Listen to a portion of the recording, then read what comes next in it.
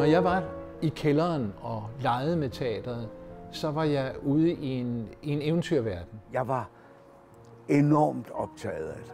At det legetøj så ramte en streng dybt, for ikke at sige den dybeste basstreng i mig, og er blevet siddende lige siden, det var der ingen, der kunne vide. Det teater har virkelig banet vejen for mit senere professionelle liv som instruktør og skuespiller, men også skabt en ro og en glæde, et engagement for mig i at skabe. Og det var så æstetisk og så yndigt. Der var publikum på og stole sat op i hjemmet og sådan noget. Det var meget skægt. Det her begyndte som en historie med teater, og det er det i princippet stadig. Et teater, som kom hovedkuls ind i vores liv, fordi min mor bad mig fjerne det fra loftet i mit barndomshjem. Det er flot, ikke? Men det er også blevet historien om min mor og hendes skøre familie. Ikke mindst om hendes farfar Albert, for det var ham, der satte det hele i gang. Ja, for det første var han jo meget vidende og en meget kultiveret mand.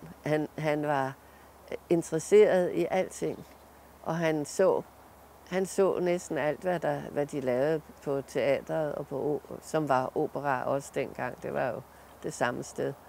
Og han var jo vild med os, altså det var han jo. De fik jo kun et barn, som var min far, og som slet ikke var interesseret i noget som helst af det, han var interesseret i. Så det var jo sjovt, da han fik af Adam og mig, så var han jo helt henrygt. Og det betød utrolig meget. Det var det vigtigste for ham, tror jeg. Udover at introducere Nulle og hendes bror Adam til kunsthistorie, musik, teater og skønlitteratur, byggede Albert også et modelteater til dem. Det var en slags miniteater, som var meget populære dengang, og som havde både lysanlæg, faldlemme, snoreloft og meget andet fantastisk.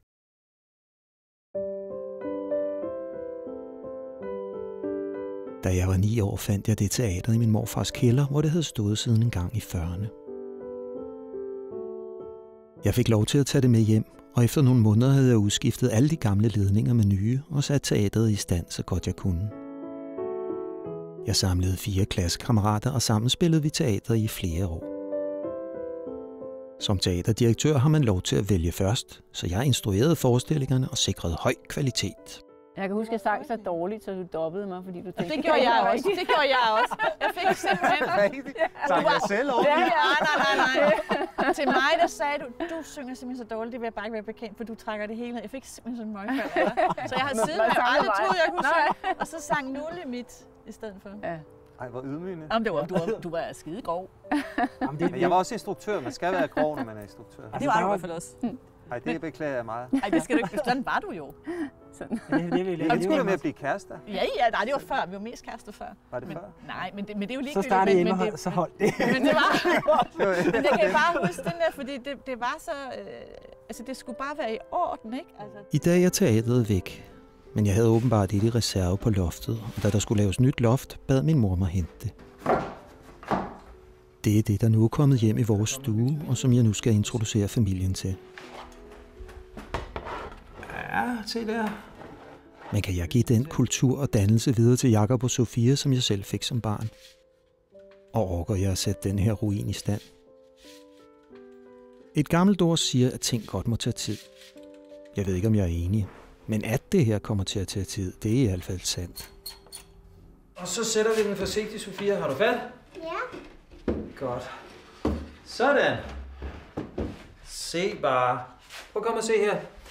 Nu har vi meget mere scene, kan du se? Så har vi hele vejen tilbage her. Den kan vi fylde op med dekorationer. Sejt. Yes. Udover selve teateret er der også alle dekorationerne. Børnene vil jo gerne begynde med Aladdin, som har 17 akter og et væld af special effects. Og da jeg har skrevet et par nye scener ind i manuskriptet, må der også laves nye kulisser. I min gendigtning af teksten har jeg tilføjet en af Øllenslægers oprindelige scener for at vise troldmanden Nureddins magtbegær. Det er den scene, som vi allerede har lavet en himmel til. Jakob, du laver sjusk. Du tænker engang på dig selv. Og så er det i virkeligheden mig, der laver sjusk.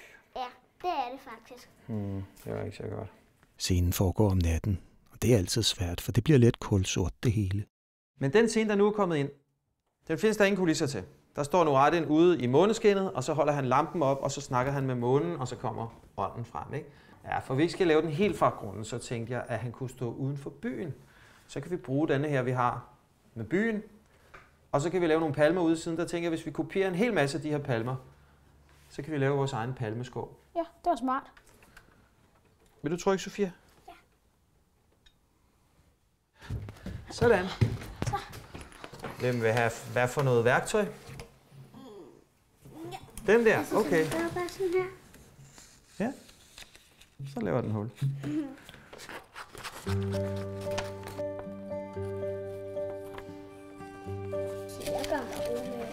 Det er godt.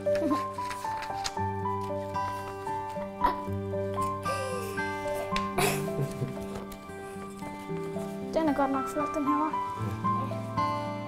Godt. Så tror jeg, vi har nok til, vi kan begynde at klistre. Så har jeg sådan en her. Sådan der. Så tager vi en klat lim her. Ja. Var det dit vandglas, Jakob? Ja, det var. Må jeg bruge lidt af det? Ja. Så det bliver vores baggrundspalme. Sådan. Den her. Ja, det skal man passe lidt på, så holder det. Ja, jeg holder, jeg snakker. Hvorfor gør den egentlig det? Det er fordi, den bliver lynhurtigt fyldt med lim. Vi skal også have noget nede i bunden. Skal vi sætte den på der? Ja. Så vi har lim. Lige på? Skal jeg ikke have? Jo. Og så går du ind på midten igen. Altså, er det bare mig, eller ligner den her rent meget uhyr? Det er du ret i, den ser den i silhuet. Det ligner sådan en sød uhyr. Sådan, så tror jeg, vi har nok. Nu skal vi male på det. Ja. Så det bliver rigtig fint måneskin, ikke?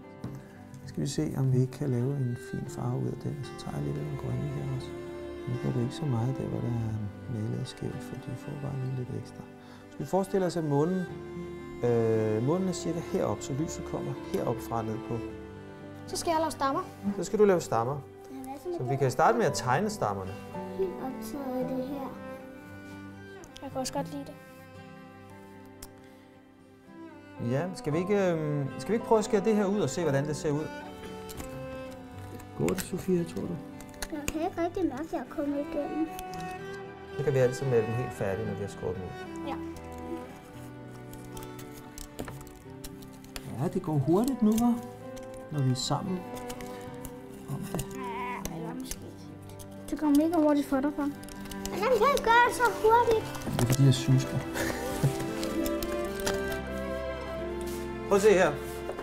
Her var den, vi lavede med månen, og den vi malede bagpå, ikke? Her har jeg min mormors sysæt. Ja. Kan I gætte, hvad vi skal nu? Sy. Her er en nål. Prik hul. Ja, fordi når vi prikker hul... Nå, jeg skal få så mange lyseskinner bag på slimet. Ja. Nemlig. Ja, en nål til dig. Jeg vil lave Rians bælte. Okay. Det er i orden. Hvad laver du? Cassiopeia? Jeg ved ikke, hvad det er.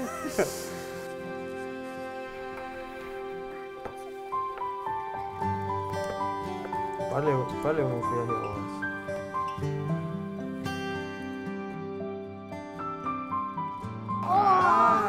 Hvor fint, hva'? Og Rians bælte kan man tydeligt se, at det er Rians bælte. Det kan man faktisk, ja. Skal vi prøve at sætte det hele op, så vi kan lave en måneklar nat? Jeps. Prøv lige at komme og kigge. Hvis jeg nu sætter lidt lys bag ved månen her. Hvordan ser det ud? Kan man se stjernerne? Ja.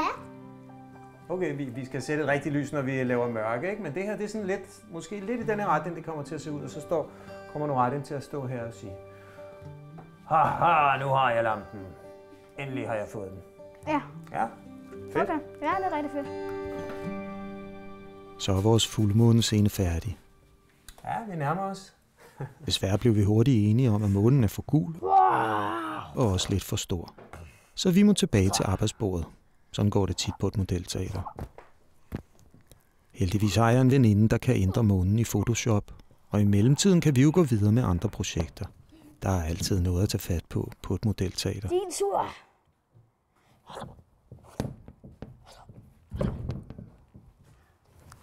Hvad laver I? Vi flyttede i hus, da jeg var 10 år gammel, og der fik jeg en kælder, hvor jeg kunne bygge mit teater. Og fra at være et lille C-teater, der blev stillet op på et bord, endte det lynhurtigt med at være et A-teater, som vi fik gravet op et sted. Og jeg fik kontakter via Dansk Dukketeaterforening til alle mulige mennesker, som så lærte mig om de der teknikker, man kunne lave omkring det. Så jeg spillede rigtig mange forestillinger nede i min kælder. Det var i høj grad opera. Det var tryllefløjten, det var maskerade og sådan nogle ting, som jeg tappede fra radioen og så spillede dernede. Og selvfølgelig var der et orkester, det er klart, fordi jeg var jo musikmenneske. Og selvfølgelig var der også en dirigent, som jeg stadig har nede i kælderen. Skal du se, fordi han kunne gemme sig nede under orkestergraven, ikke? Og så kunne han komme op sådan der, og så kunne han bukke for publikum, og så kunne han vende sig rundt sådan der, og så satte jeg de 2 stænger ind i, ja, det er fandme længe sådan der, satte jeg med i nogle stænger, og så kunne han stå og dirigere sådan der, ikke? Og jeg fik fat på nogle soldater fra et militærorkester, som jeg så skar maven af og satte ned i noget træmasse, og så malede dem i kjolesæt, så de så som om de spillede i et kapel. Michael Schønland og Anne Fugl, som senere blev instruktørassistent på Operaen. Vi lavede teater sammen. Og han havde et teater, der virkelig kunne vaske sig. Hold nu kæft. Altså, det var jo en eget kælderrum med et helt lukket baglokale og alt muligt. Det var for sindssygt. Og han spillede den ene opera efter den anden, og operetter og alt muligt. Det var ganske fantastisk. Jeg glemmer aldrig Rigoletto, altså første gang jeg oplevede det. Det var som dukketeater. Min far var en rigtig god maler, så han lavede i høj grad dekorationerne, og det var sådan en familieting, vi byggede det. Han lavede dekorationerne til maskerade, og han og jeg byggede den her facade uden på A-teater, så det virkelig lignede et tredimensionelt A-teater, i gamle scenen, som jeg elskede. Den sad nu der, ikke? Så det var tredimensionelt.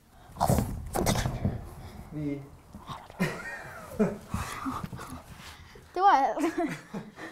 Er I klar, hvorfor jeg har stillet den her? Nej. Vi skal nu ikke bruge den. Helt ærligt. Vi har lige tænkt os, når vi var færdige. Hvordan tror I, vi kan bruge sådan en stor plade på dukketeateret? Baggrund. Ja, det er rigtigt. Er det? Ja, det er rigtigt. Nu skal I se, hvad jeg har købt. Eller min ven, Svend Erik Olsen, har lavet til mig. Nå, for paprullen bagefter. Ja. Vi deler sammen. Prøv at holde i den, og så dreje den her vej. Sådan. Tak. Men hvad skal der? Man kan ikke se igennem. Hvad tror I, det her er? Det er en horisont. En kæmpe himmel, ja. Hold op. Skal I se.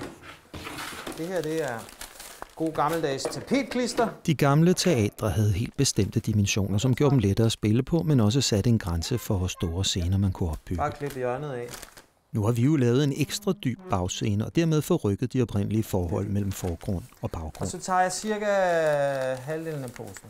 Når der for eksempel pludselig er 2 meter til baggrundshimlen, er den nødt til at være enormt stor. Og så store himle findes slet ikke til modelteater.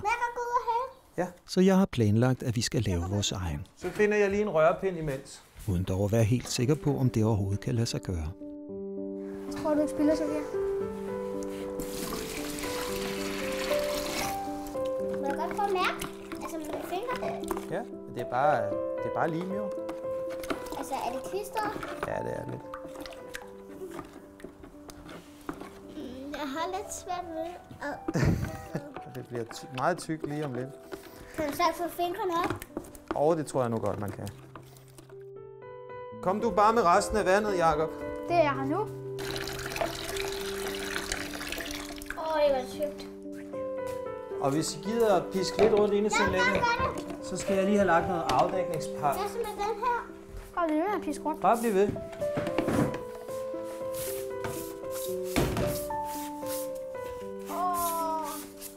Helt ærligt.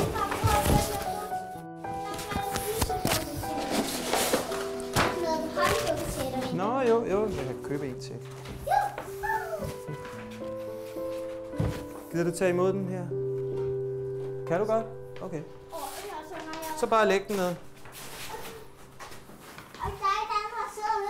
Det gør ikke noget. Bare læg den. Sådan, så har malertøj. Ja. Kan du passe de her, Jakob? Nej. Bare kom, Sofia, jeg har noget til dig her. Så skal vi se, om du kan få denne her på, Sofia. Værsgo. skulle have den afsted. Tapetklister er heldigvis ikke noget, der hverken giftigt eller sviner særlig meget. Nå, så er det spændende, fordi hvis ikke jeg gør det rigtigt, så skal jeg købe en ny horisont. Det var den, vi brugte til lim før, så det gør ikke noget. Nu er det lim igen, det her. Og så skal vi fordele det her på hele pladen. Så hvis vi nu starter op i den her, så får I en pensel hver. Værsgo. Okay. Og så kører vi. Er I klar? Det kan godt være, at den skal have 2 gange, hvis det hele suger ind. Det var måske her, jeg skulle have lyttet til den lille nagende tvivl, som forsøgte at fortælle mig, at der formentlig er en god grund til, at ingen før har forsøgt at opklæbe en sommerhimmel på 1,20 x 2 meter på et stykke masonit. Men som modelteaternørd er man uforbederlig optimist. Vi skal have lidt mere klister. Ellers havde vi nok for længst fundet noget mere indlysende at foretage os. Så kører du også en gang op, Jakob, så det bliver fordelt rigtigt. Det lugter. Det lugter ikke ret meget. Skal vi have den til at passe derovre? Kan I også få den til at passe med kanten? Hvis ikke den passer med kanten, så ruller den skævt. Så får I en klud, og så gør vi sådan her, mens vi ruller. Okay, det er jeg. Jeg vil rulle. Må jeg rulle?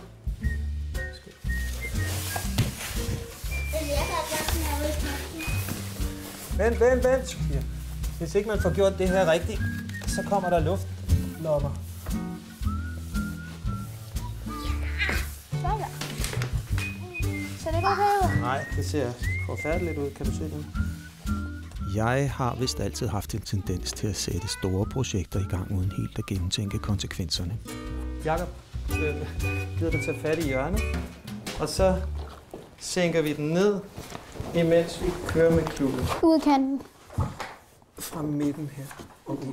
Som regel ender det hele godt.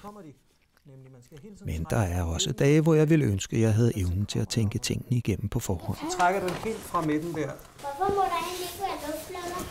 Det ser grimt ud. Og skidt med det. Og det her er en af de dage. Men det hænger heller ikke på, hvis de kommer. Jeg vidste, at det her ikke ville gå. Men der er ikke rigtig andre måder at gøre det på, end det vi gør nu. Det går slet ikke.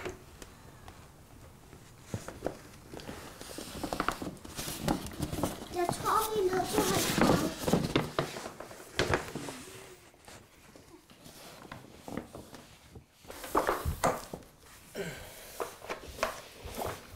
Jeg tror ikke, der er noget at gøre. Det bliver noget hø. Hvad gør jeg? Hvad er det egentlig, den ruller sammen? Øjeblik.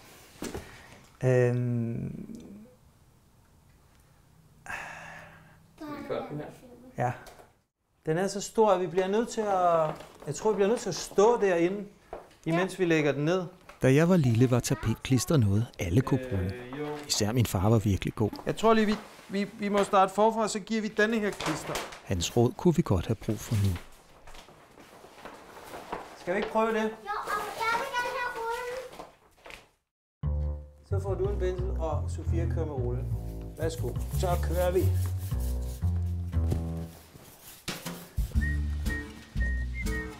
Så må jeg få lidt tapetklister under fødderne. Godt, så prøver vi. Nej, jeg var sådan mit hjørne. Ja, jeg tror, det var okay. Jeg havde også været der. Ja, op igen. Sådan. Som ægte modelteaternørd er man altid i gang med eksperimenter, som ingen har gjort før. Derfor må man også være beredt på et par fiaskoer i ny og næ. Det er skrubskævt, det her. Men hvordan håndterer man en fiasko, når ens tillidsfulde børn allerede har sat eftermiddagen af til ens projekt, og stadig har tillid til, at man har styr på tingene? Kan du ikke gøre et eller andet, Sofia? Ondt i skuldrene, jeg kan ikke gøre noget. Har du ondt i skuldrene, hva'? Så på mig. Ved I hvad? Jeg bliver nødt til at have en af jer til at hjælpe. Og så bliver vi bare nødt til at cutte nu. Jeg bliver nødt til at have jer begge to til at hjælpe. Med lidt hjælp fra filmholdet lykkedes det til sidst at få himlen klippet op. Sofia, tager du ikke lige fat i bordet her? Jeg har aldrig påstået, at jeg var en stor håndværker. Det tror jeg godt. 1, 2, 3. Og nu er det i hvert fald bevist. Det har faktisk ligget i en mose i 5.000 år. Altså det her 3 bunk. Sådan. For dagens stund. Sofia, er du i gang med at high-five en bænkebider? Ja. Tak for nu. Så rydder jeg op. Efter et par dage var tapetklistret tørt, og jeg har fået sommerhimlen savet til, så den lige passer på bagvæggen. Her kommer den. Den kommer til at dække vinduerne, men det gør ikke noget, for når man laver teater, skal der alligevel være mørkt. Så det eneste, jeg har gjort, er, at jeg har lavet 2 huller i den. Så nu skal vi bare have noget ståltråd i, og så skal den op og hænge bagved. Prøv at se, hvordan vi gør her, Jacob. Vi drejer den her rundt om, sådan der. Er det lige meget, hvad for en ende der? Ja, det er lige meget. Er det sådan her, man gør? Ja, så bare dreje den rundt. Den vejer jo ikke noget særligt, så den behøver ikke sidde super godt fast. Ja.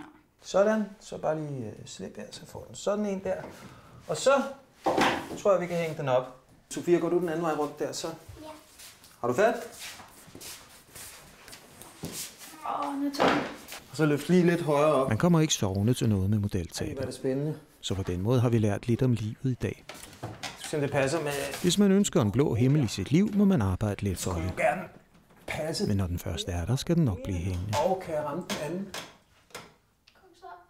Ja! Prøv lige at se udefra, hvordan det ser ud. Om det er okay. Ser det okay ud? Så kan vi endelig komme i gang med at opbygge alle de scener, der har en himmel i baggrunden. Ser man toppen og bunden af den? Vi er stadig i de allerførste faser af forestillingen, og alt er endnu til debat. Og vi har vist flere års arbejde foran os, før den er færdig. Hvad med den her? Der er gået flere måneder siden teateret kom ind i huset, og hvert et lille skridt har været fyldt med sejre og nogle gange fiaskoer. Prøv at se, hvordan det ser ud. Indtil videre tager børnene mit projekt med godt humør. Jeg er spændt på, hvor længe det kan fortsætte. Jeg tror, træet og muren skal blive plads. Stod det til mig, skulle de aldrig blive voksne. Står mit fint? Det tror jeg. Hvad med det her? Det der er lidt... Hvordan ser det ud, Jacob? Hvis man vil gå ned her. Ja. Ja? Måske er vi... Og så lidt mod dig. Lidt mod dig. Lidt mere mod. Ja, det er stort, jeg synes. Han har ryggen til. Ja, sådan der.